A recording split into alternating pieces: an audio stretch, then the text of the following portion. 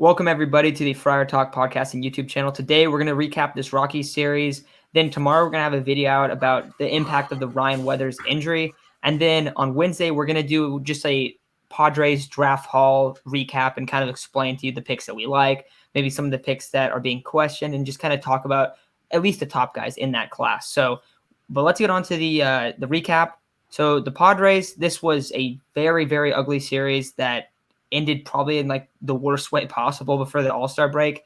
On Sunday, they can't get any hits, they can't generate any runs, and on top of that, Ryan Weathers goes down. Like I said, we're going to talk about Weathers a little bit more. Luckily, it sounds like he's going to be back early August. It is not an ACL, no ligament damage, it sounds like. So very lucky that that's the case, but obviously never good when your starter goes down in the third inning and then you lose a series against a Rockies team that's really, really bad. So just looking at this whole series, you had Reese Neer that came in there, pitched a good game. Then Miggy Diaz came in after him on Friday, looked really, really good.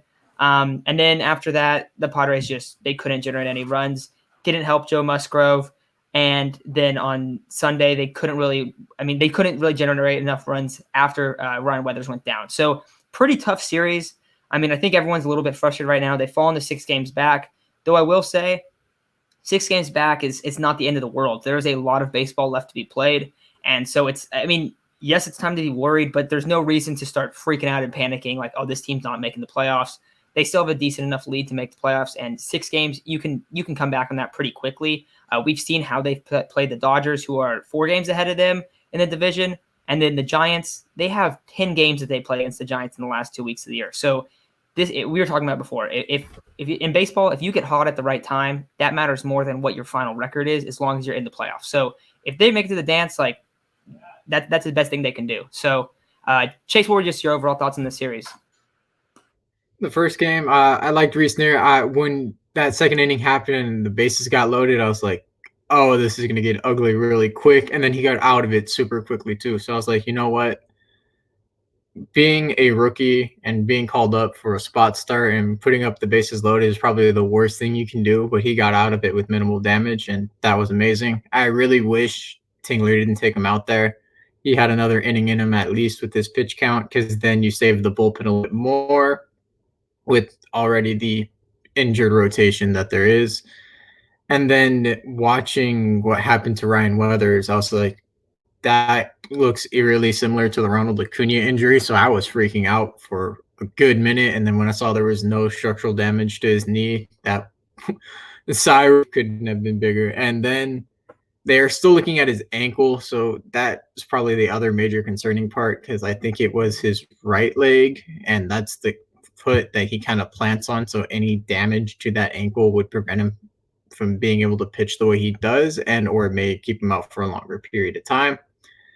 And then I kind of knew we were going to have a tough game against German Marquez, because he has been one of the hottest pitchers in baseball's office recently. He's the only Rockies all-star, I think. If not, Trevor Story might have made it, but we can't discount him too much. He's a really good pitcher.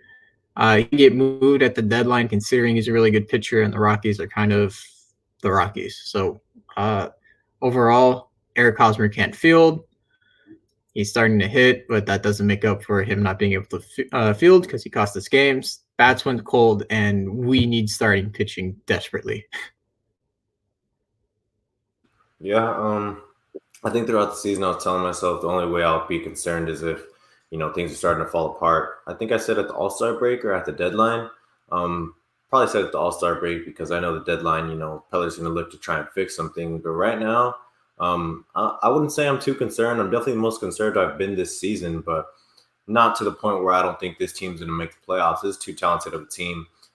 We lost this series, but it's hard to win this series considering, and this isn't a shot at Tatis at all. I think, all players are susceptible to little cold streaks, but Tatis, I don't remember him having a hit this series. Yeah, I think he went 0-12 in this series, and it's very hard to win when your superstar, he goes 0-12, because he's a spark of this team. He's a spark plug of this team. He brings the electricity. And like I said, it's not a shot at Tatis. Everyone's susceptible to cold streaks, and the other players need to be able to pick it up.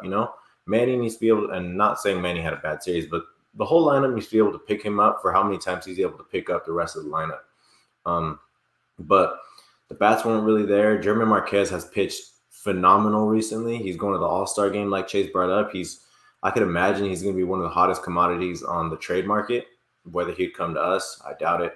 I don't know how many years of control he has or anything like that. I haven't really kept up with the Rockies, but I could imagine he'd be a pretty hot commodity. He's pitched amazing lately. John Gray, Rocky starter, but he's still a good starter in this league for sure. In my opinion, at least, he's a good starter. So, but not an excuse. The Padres need to be able to hit that starting caliber pitching because that's all you're going to see in the playoffs if you make it, of course. So tough series before the All-Star break, but the Padres have shown they play really bad against bad teams. Who knows why they play down or up to the level of their competition. And it sucks because, the Padres have a relatively easy schedule down the road. So hopefully they start cleaning it up. Starting pitching needs to really come around, whether it's, us picking up guys or, these guys starting to finally realize, like, we need to go out there and we need to start helping our lineup because the lineup, other than this series, has been very good. I like that you bring up that they've kind of struggled against teams that aren't as good.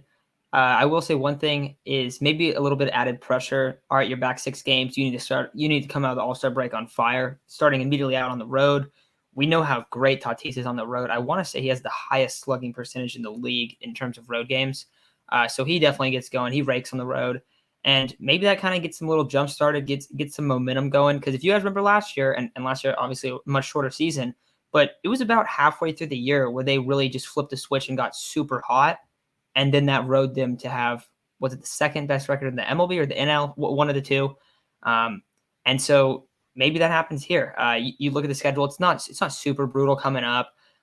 You do have a lot of road games, like I said. But I mean, if you can get going, the big thing is the bats need to get going, and they need to find some arms. But it was tough this series when you have, and Cronenworth did get a hit, but Cronenworth got a triple on Sunday, but for the most part, he wasn't hitting that great. Pham wasn't hitting that great. Manny wasn't hitting that great, and Tatis wasn't hitting that great. So you have those 1 through 4 not really hitting. It's really tough to win in those situations.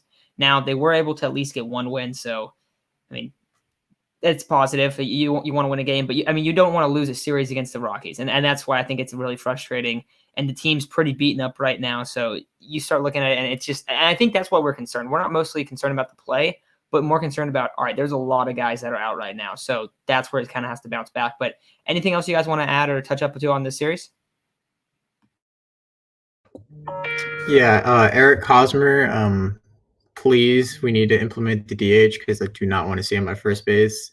You can say he was hitting, but we single-handedly lost a game because he decided to just kind of fall on his stomach for a ground ball instead of really diving for it. So you can say he hit this series, but you can't say that he won us a game. He definitely cost us games, though. Yeah, Chase brings up Eric Hosmer. Obviously, we're not really big fans of Eric Hosmer. He's not. I mean, sure, he's hitting pretty well. Defensively, he's not the best first baseman. I know you bring up, people will bring up the 4-wheel gloves, and that's in the past. He does not save runs at all. I personally think that error on Cronenworth, I think it should have been caught.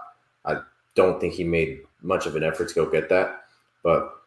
Overall, the series was real quick. It hit his glove, didn't it? It hit his glove. Okay, because I was in the outfield. I was at that game, so I couldn't really tell. But I saw it, and I was like, that just shot off of his glove, and it was a weird angle. But I still think you got to come up with that. He's got to come up with that for sure. It hit his glove, and it's not like he extended to go get that. It was relatively close.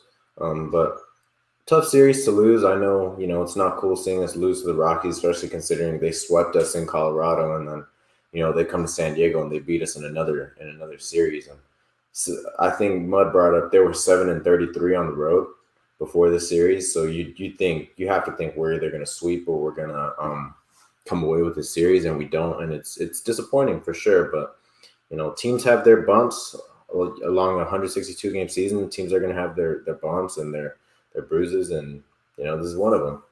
Hopefully this team turns it around after the All-Star break, though. Yeah, and I'll touch up on Eric Hosmer real quick too. Over the last week or so, he's hitting almost 400. That is definitely coming around. And I don't know if we talked about it on the show or off air. his career averages, he's hitting much far below those right now. So if he does end up coming up and getting his OPS to around like 750, that's where it's usually at. Gets the average. I mean, his average is kind of where it usually is, like 270. He's hitting 266 right now, but that kind of range. But if he starts gapping the balls a little bit more, that can provide a ton for this team. With that said, I would not expect his defensive performance to change really. Maybe gets a little bit better, but he's currently like, I think it's the second lowest rated defender, and he's playing first base, which is the easiest position to play in terms of baseball positions, like without question. So that's the part that's going to be frustrating. We've talked about moving for a guy like Gallo, moving for Chris Bryant, moving to have guys at first base. With all of these injuries, I don't know if that's even possible now. So the Padres really have to count on him to play well through the rest of the season. And maybe he does get moved in the offseason or after next year, whatever the case is. I can't really speculate to that. But they're going to need him to step up this year. So I am very happy that the bat's starting to get going. But we can't praise him too much because when we praise him, he doesn't seem to play well. But if we say bad things, if you guys have listened to the show long enough, if we're ever like, oh, Hosmer's been terrible, then the next week he always bounces back. So we can't say too many positive things on that because we want him to ball out. So I think that'll do it for the recap, though. Definitely a very frustrating series, but just got to come back, bounce back on the road, and then hopefully the Padres get hot going into August and September. But that'll do it for today's episode.